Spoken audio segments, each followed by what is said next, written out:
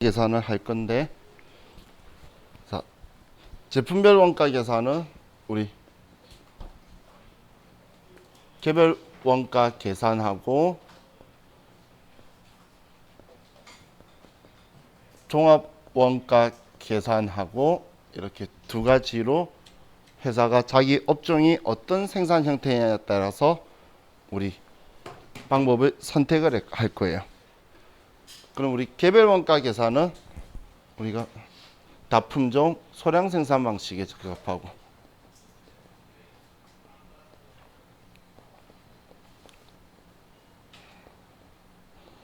종합 원가 계산은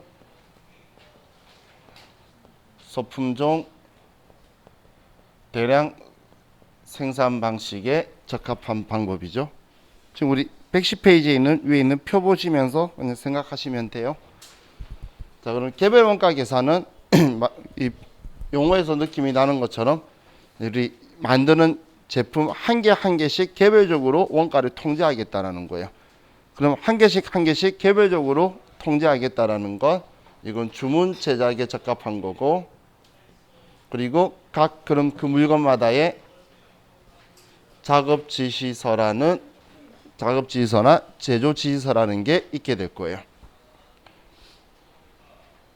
그럼 이 개별 원가 계산은 우리가 제일 중요한 주요 핵심 과제가 우리는 제조 간접비를 어떻게 배부할 거냐, 그런 부분이 제일 중요한 핵심 과제라고 보시면 돼요. 덩치가 큰 거라 하더라도 공통으로 들어가는 게 있죠. 우리가 아파트를 지어요. 그러면 101동, 102동, 103동마다 서로 다른 것도 있지만 공통으로 들어가는 시멘트나 벽돌이나 철근이나 인부들이 일하는 거나 이런 거는 공통으로 들어가죠. 그럼 이 돈을 어떻게 분배할 것이냐, 혹은 비행기 만들어도 여러 척을 만들 건데 거기 일하는 사람들의 그 월급을 어떻게 나눌 거냐, 그게 제일 중요하기 때문에 우리가 개별 원가 계산의 핵심 과제가 제조 간접비 배부에 있다라는 거예요. 그럼 제조 간접비를 배부하려고 그러면 제조 간접비를 알아야 되겠죠. 그래서 제조 간접비를 우리가 구하기 위해서 제일 먼저 하는 작업이 직접 원가와 간접 원가를 구분할 거예요. 근데 직접 원가, 간접 원가 구분하는 방법은 직접 원가를 먼저 구해 추려 나가는 거예요. 이 금액을 먼저 찾아내서 빼버리면 나머지는 전부 다 간접 원가라는 거예요. 그럼 그걸 가지고 이제 배부하는 순서로 들어가게 될 거예요. 자, 그럼 종합 원가 계산은 우리는 소품용 대량 생산, 이런 보도마카 같은 것처럼 한 개씩 계산하는 거에 의미 없는 것들 있죠. 이런 것들을 종합 원가 계산 방식에서 쓸 건데, 그럼 얘는 단기의 작업량을 계산할 거예요. 그래서 단기 총 제조 원가와 단기 제품 제조 원가 같은 걸 먼저 구하고, 그걸 구한 후에 몇 개 완성했는지를 나눠서 그냥 n분의 1로 할 거예요. 그래서 얘는 완성품 환산량을 구하는 게 제일 먼저 핵심 과제예요. 몇 개 만들었는지를 보고 그걸 가지고 우리가 기말에 몇 개 남았고, 그래서 단기에 제품 만든 게 원가가 얼마다라고 산출해 나가는 순서대로 갈 거예요.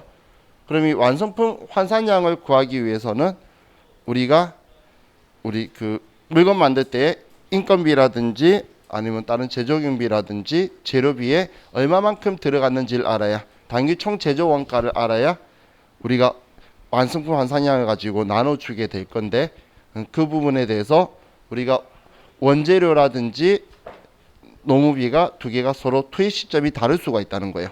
원재료는 쓰다가 남으면 다음번에 쓰면 되는데, 인건비나 아니면 전기세나 이런 것들은 이번에 쓰다 남은 거 다음번에 쓰겠다라는 건 말이 안 되는 이야기죠.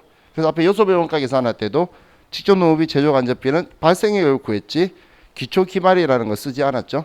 그래서 일반적으로 재료를 필요한 만큼 다 쓰지 않기 때문에 투입 시점이 달라요. 그래서 완성품 환산량 구하는 건 우리 재료비하고 그리고 가공비로 둘로 구분할 거예요. 이 가공비가 직접 노무비, 제조 간접비를 둘이 더해 준 거예요.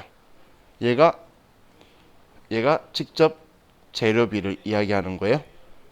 그래서 얘를 구분을 해서 투입 시점을 확인하는데 얘는 재료비도 그냥 쓴 만큼만 들어간다 그러면 이렇게 나눌 필요가 의미가 없어지게 되는 거고 얘를 얘가 그냥 왕창 사가지고 다 집어넣거나 어느 시점에 집어넣는 방식이라면 얘 둘이는 구분을 해줘야 된다는 이야기예요.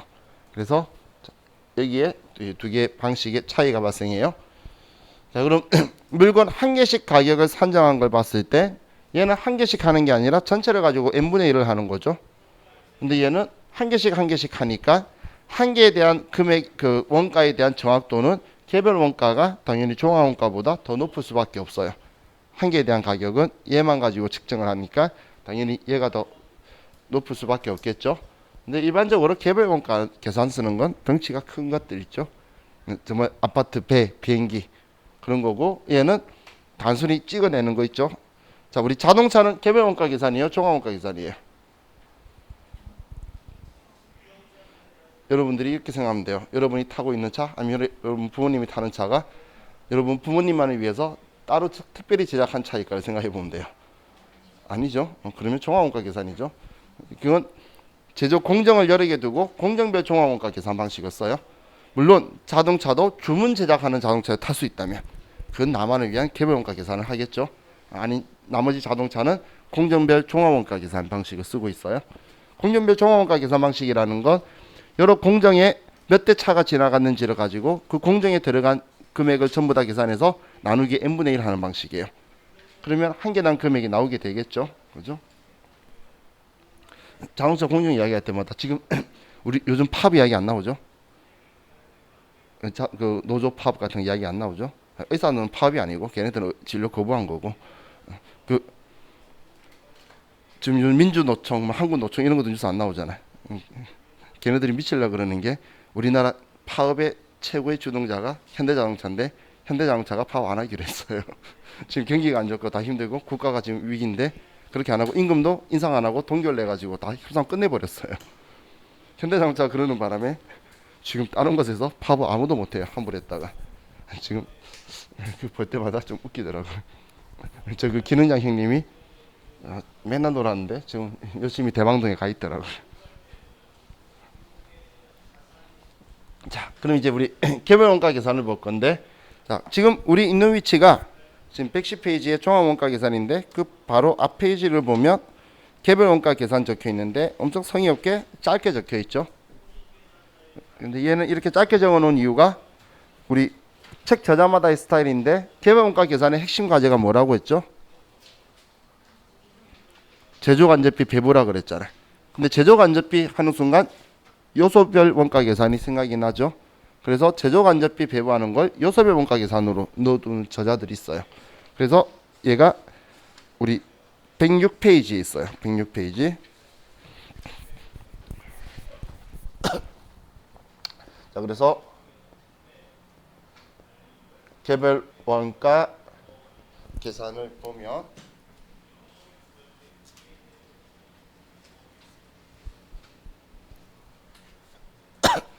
자, 이 개별 원가 계산은 하나씩 계산을 할 건데 이 계산은 우리가 물건 팔려고 그러면 원가를 알아야 물건을 팔 수가 있죠.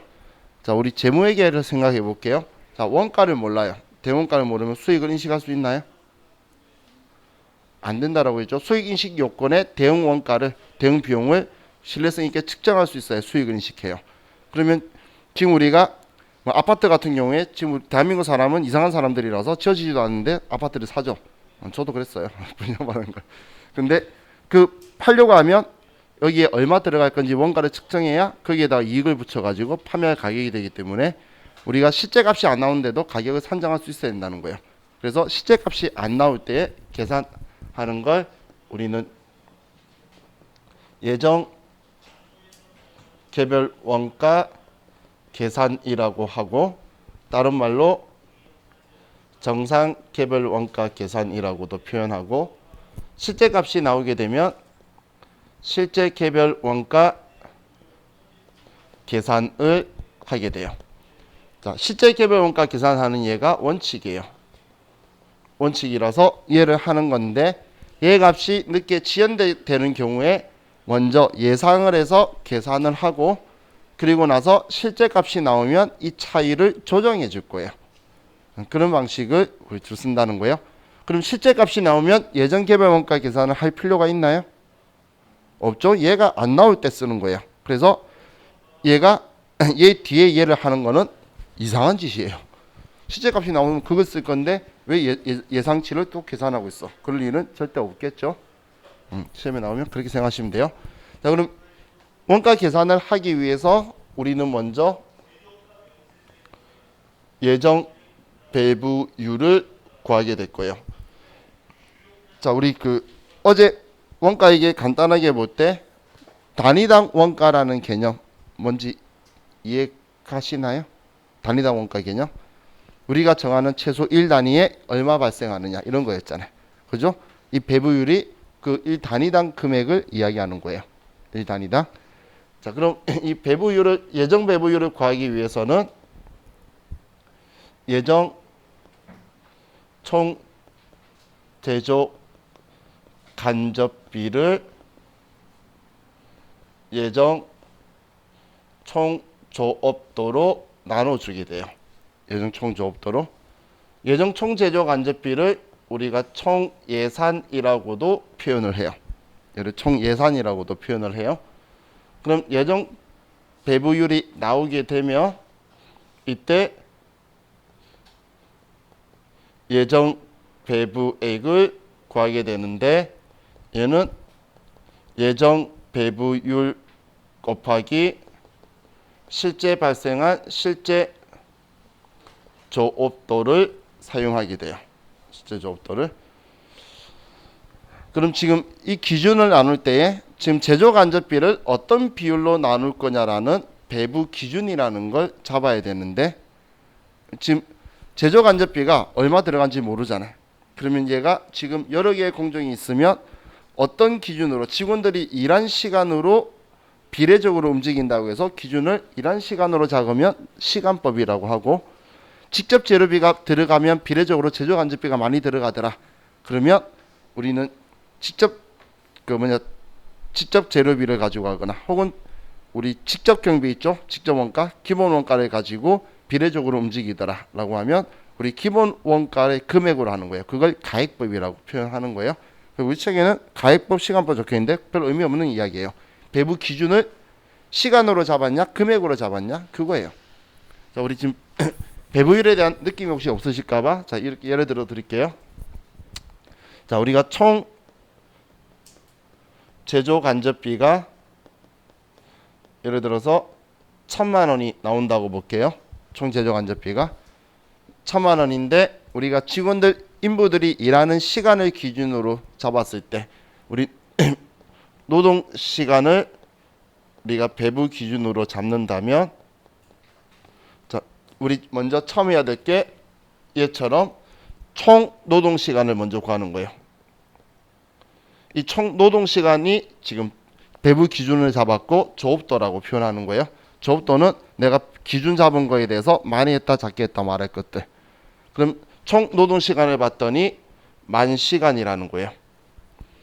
그럼 10,000시간이라면 우리가 노동 시간에 1시간 일하게 되면 1 노동 시간에 제조 간접비는 얼마 들어간다는 기준이 나오게 되죠.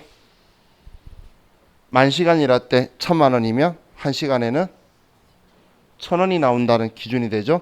얘가 배분율이에요. 얘가 배분율인 거예요.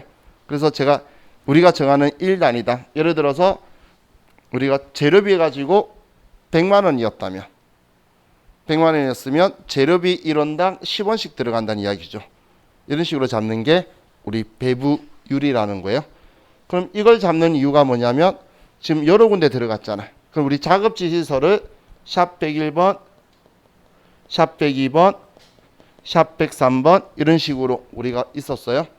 그럼 여기에서 2,000시간을 인부가 일했고 여기에 3,000시간을 인부가 일했고 여기에 5,000시간을 인부가 일했어요. 그러면 이 제조 간접비 1,000만 원을 인부가 일한 시간의 기준으로 나눠줘야 되겠죠. 그러면 전부 다 알려주면 배분율 구할 필요 없어요. 왜냐면 2대 3대 5라 그래서 얘 200만 원, 얘 300만 원, 얘 500만 원 우리 다 나눌 수 있잖아요. 얘 기준으로 나눈다 그러면. 그죠? 그런데 시험에서는 얘 공정을 전부 다 알려주는 게 아니라 예를 들어서 샵 102번에 대해서 해라라고 말해주면 다른 비교 대상이 없다면 얘한테 제조간접비를 얼마 써야 될지 모르겠죠. 그러면 배부율을 구하면 시간당 1,000원인 걸 알겠으니까 여기에 기준대로 실제로 3,000시간 일했다면 배부율을 곱해주는 거예요. 그럼 여기에 300만 원이 들어갔겠네. 이렇게 구하기 위해서 배부율을 구하는 거예요. 그거 아니면 배부율 구할 필요 없어. 전부 다 알면 왜 구해? 그냥 나누기 안분해 버리면 되는데 시험에서는 그래서 넘버 원, 샵 101번 이런 작업 지시서에 시간만 알려주지 전부 다를 안 알려줄 거예요. 그러면 배부율이라는 걸 구해야지만 제조간접비를 구할 수 있는 거예요. 그럼 지금 얘가 지금 그 이야기예요. 그럼 여기에서 주의할 점이 여기엔 실제 조업도를 곱해준다는 걸 까먹으면 안 돼요. 실제 조업도 쓴다는 걸. 자, 예를 들어서 총 제조간접비가 2천만 원이 들어간다고 예상을 했다 볼게요. 2천만 원이. 그리고 예정 총 조업도가 우리 노동시간법으로 이 배부 기준은 시험에서 주는 거예요. 자, 그럼 2만 시간이라고 보면 자, 예정 배부율은 얼마가 되죠? 1,000원이 되죠? 2천만 원은 2만 나누면 1,000이겠지. 그럼 시간당 1,000원씩 나왔다는 이야기죠. 그래서 2,000시간이라니까 2천만 원 나올 거다라고 2만 시간 일하니까 2천만 원 나올 거라고 예상을 한 거예요. 그럼 시간당 1,000원일 건데 자, 우리 여기에 샵 102번에서 3,000시간을 일했다면 여기에서는 300만 원이 나올 거라고 예상을 하는 거예요. 여기에. 자, 그럼 이제 300만 원 나올 거라고 예상을 해서 이 금액을 가지고 우리는 제조간접비니까 직접 재료비, 직접 노무비 그리고 이 제조간접비를 대해서 원가로 생각해서 물건 가격을 산출을 할 거예요. 그럼 제품 원가를 계산해서 쓰는데 자, 문제는 이제 실제값이 나왔어요. 일치하면 제일 이상적이겠죠. 그런데 실제값하고는 차이가 있을 수 있다는 거예요. 그래서 우리 실제값이 나오게 되면 실제 배부율을 구하게 되는데 이땐 실제 총 제조 간접비를 실제 총 조업도로 나누게 돼요. 그럼 우리는 실제 배부액을 구할 때 실제 배부율 곱하기 실제 조업도를 쓰게 될 거예요. 그럼 실제 값이니까 실제로 나온 것 가지고 전부 다 계산하면 되겠죠. 실제 발생액을 구하는데 예상치를 쓸 필요는 없잖아요. 그래서 전부 다 실제 발생한 걸 가지고 쓰게 돼요.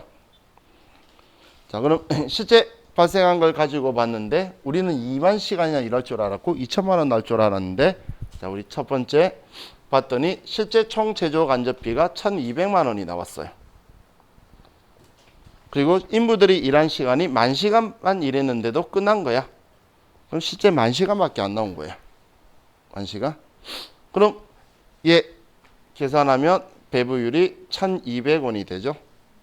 1,200원. 그럼 실제 배부율이 1,200원인데 실제 조업도는 얘 실제 일한 거 가지고 하잖아요. 그래서 똑같이 3,000시간이 될 거예요. 그러면 지금 실제로는 시간당 1,200원 나올 건데 3,000시간 일했으면 얘는 360만 원을 우리가 계산 나오게 되겠죠. 그럼 이제 실제 값이 나왔어요. 근데 우리는 지금 과거에 예상을 300만 원 해가지고 얘 원가라고 장사하고 있었을 거잖아요. 그럼 매출 원가의 차이가 발생했죠. 그래서 이걸 그럼 얘 1번하고 얘하고 비교를 해봤는데 60만 원을 많이 배부했어요? 작게 배부했어요? 작게 배부했죠? 지금 360 나왔는데 300이라고 하고 있었잖아. 그럼 예상을 60만 원 작게 했죠? 이걸 우리는 얘를 우리 과소 배부 60만 원이다 이렇게 표현할 거예요. 첫 번째를 지금 60만 원 작게 배부했다고 표현할 거예요. 과소배부라고. 그러면 지금 작게 배부했으니까 얘를 이제 우리는 매출 원가로 보내버려야 되겠죠. 얘는 물건 맞는데 실제로 들어간 제조 간접비예요. 그러면 매출 원가로 배부할 건데 이 60만 원을 그럼 작게 나왔는데 실제 더 많이 나왔으니까 더 가산해 주게 될 거예요. 이해가시죠? 더 많이 나왔으니까 가산해 줘야 되겠죠. 그럼 이걸 가산해 주는 방법은 잠시 후에 보고, 자 그럼 두 번째로 우리가 봤더니 900만 원이 나왔고 실제로, 그리고 실제 총조업도는 10,000시간이라고 보면 우리는 배부율이 900원이 된다는 거예요. 그러면 실제 배부율이 900원이고 3,000시간이면 얘는 270만 원의 실제 배부액이 나오게 되죠. 시간당 900원이니까. 그럼 270만 원 나왔을 때 이때의 예상한 거하고 비교를 해보면, 자 이번엔 예상을 많이 했어요, 작게 했어요? 많이 했죠. 그래서 얘를 과대 배부 30만 원이다 라고 표현할 거예요. 자 이걸 우리 관리액의 표현으로 하면, 자 1번의 과소 배부를 보면, 자 얘 지금 우리 회사가 예상인 것보다 많이 나온 거죠, 실제가. 자 지금 우리 회사한테 유리한 측면이 됐나요, 불리한 측면이 됐나요?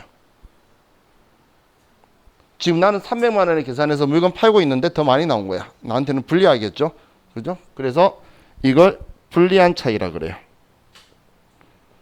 혹은 불리한 조건, 불리한 차이라고 할 거예요. 실제보다 우리가 더 많이 나왔기 때문에 원가는 더 많이 나오면 나한테 안 좋은 거죠.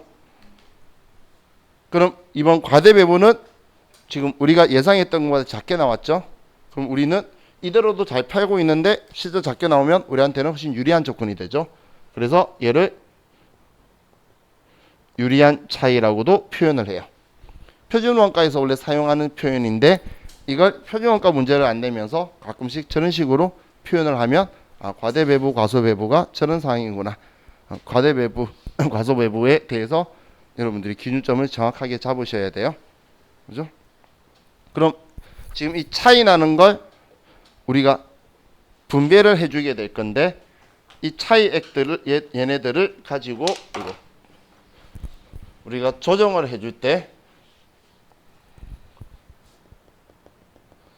실제 값과 예정 값의 차액을 이제 우리가 조정을 할 건데, 자, 얘 조정할 때에 첫 번째가 무배부법이 있어요. 무배부법이라는 건 비례적으로 나누지 않고 그냥 하나는 매출원가 처리법,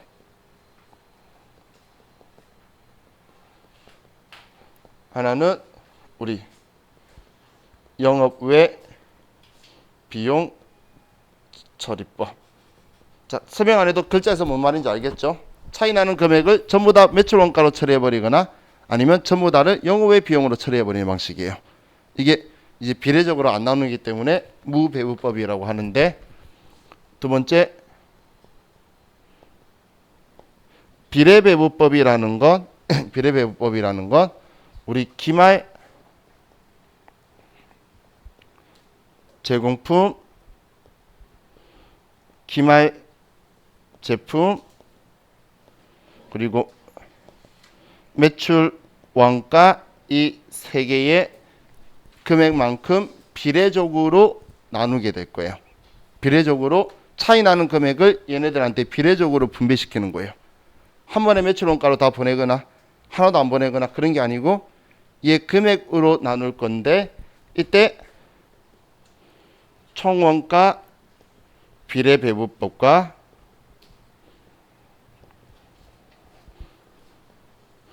원가 요소 비례배부법이 있어요. 원가 요소 비례배부법이라는 건 뭐냐면, 기말 제공품의 제조 간접비 금액, 기말 제품의 제조 간접비 금액, 제품 매출의 제조 간접비 금액의 비율대로 차이를 분배시키는 걸 원가 요소 비례배부법이라 그러고, 여기에서는 당연히 얘가 가장 정확한 방법이에요. 얘는 가장 정확한 방법이라는 표현보다는 저는 이게 맞아요. 제가 맞는 방법이에요. 그냥 딱 일치하게 만들어지는. 왜냐면 지금 얘를 배부한 시작이 제조간접비거든. 그러면 제조간접비들이 들어간 비율대로 나눠주는 게 당연히 맞는 이야기겠죠. 그래서 제가 가장 정확한 방법이다라고 보시면 돼요. 자, 이게 우리 제조간접비에서 지금 우리가 계산을 하는 방법이다라고 보시면 돼요. 자, 제가 1교시하고 2교시를 시간 이상에 잘라서 지금 뭐 하지도 않은 것 같은데 벌써 50몇 분이 그죠? 근데 또 문제 개별 원가 계산 이쪽 문제 풀려 그러니까 얘가 9문제나 있어요. 그래서 9문제 괜히 풀다가 끊으면 애매하니까 지금 쉬었다가 바로 이 다음 시간에 쟤네도 쭉 풀어볼게요. 쉬었다 합시다.